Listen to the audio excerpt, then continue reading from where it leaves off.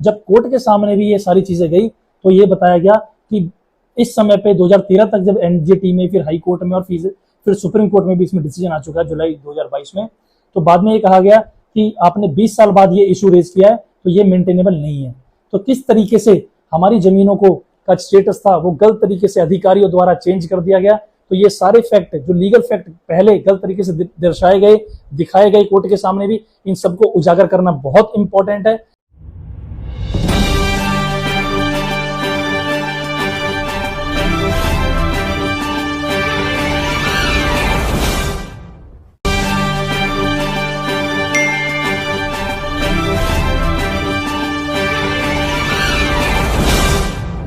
नमस्कार साथियों, मैं advocate Manu Bidhuri, Delhi high court Anantapur Faridabad में चल रही डेमोलिशन ड्राइव के ऊपर आज आपको मैं एक बहुत इंपॉर्टेंट लीगल फैक्ट बताने जा रहा हूं कि कैसे हमारी गांव की, हमारी जमीनों को का स्टेटस चेंज कर दिया गया और आज हमें फॉरेस्ट बताया जा रहा है। उससे पहले मैं आपको बताना चाहता हूँ, ये लड़ाई केवल गाँव अनंतपुर की नहीं है, इसमें मेवला महाराजपुर, अणखीर और लकड़पुर का भी कुछ एरिया इन्वॉल्व है। तो आज हम सबको साथ मिलके चलना है और इन सब गाँवों को भी बचाना है।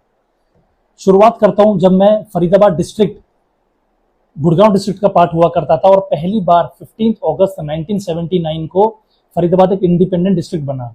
उसके 10 साल बाद 17 अक्टूबर 1989 को पंजाब लैंड रेवेन्यू एक्ट के सेक्शन 5 के तहत फरीदाबाद डिस्ट्रिक्ट का बाइफर्केशन कर दिया गया और जो पहले तहसील एक बल्लभगढ़ तहसील थी उसको 3 में डिवाइड कर दिया गया, तहसील बड़कल, तहसील बल्लभगढ़ और तहसील फरीदाबाद, और साथ के साथ एरिया भी अलग अलग तरीके से डिवाइड कर दिया गया।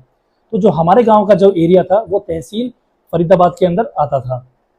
उसके 3 साल बाद 10 अप्रैल 1992 को पीएलपी एक्ट में सेक्शन 3 की नोटिफिकेशन होती है, जिससे पूरा तहसील बल्लभगढ़ का एरिया नोटिफाई हो जाता है। ध्यान देना, पूरा ये जो नोटिफिकेशन हुई थी वो केवल तहसील बल्लभगढ़ के लिए हुई थी।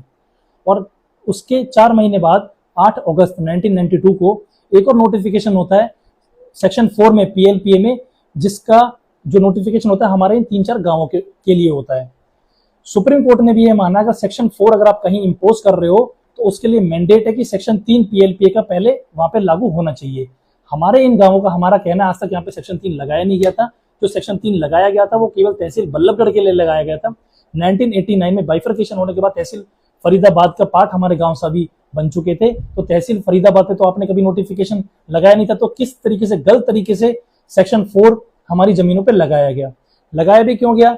साथ के साथ सेक्शन इस पीएलपीए में ही बात करी जाती है प्रोक्लेमेशन की और कंपनसेशन की। हमारी गांव पे, हमारी जमीनों पे आज तक हमें प्रोक्लेम, ये ऑब्जेक्शन का इन्विटेशन ही नहीं हमारे पास आया कि आपकी जमीनों को नोटिफाई कर रहे हैं, आपको कोई ऑब्जेक्शन है। साथ के साथ कि अगर यहाँ पे पीएलपी एक्ट अगर कहीं लगाई जा रही है तो सेक्शन 7 में कॉम्पनसेशन का भी एक प्रोविजन है। आज तक किसी को कॉम्पनसेशन भी इन्होंने प्रोवाइड नहीं करा गया। जब कोर्ट के सामने भी ये सारी चीजें गई तो ये बताया गया कि इस समय पे 2013 तक जब एनजीटी में, फिर हाई कोर्ट में और फिर सुप्रीम कोर्ट में भी इसमें डिसीजन आ चुका है जुलाई 2022 में, तो बाद में ये कहा गया कि आपने 20 साल बाद ये इशू रेज किया है तो ये मेंटेनेबल नहीं है। तो किस तरीके से हमारी जमीनों को का स्टेटस था वो गलत तरीके से अधिकारियों द्वारा चेंज कर दिया गया। तो ये सारे फैक्ट, जो लीगल फैक्ट पहले गलत तरीके से दर्शाए गए, दिखाए गए कोर्ट के सामने भी, इन सबको उजागर करना बहुत इंपॉर्टेंट है।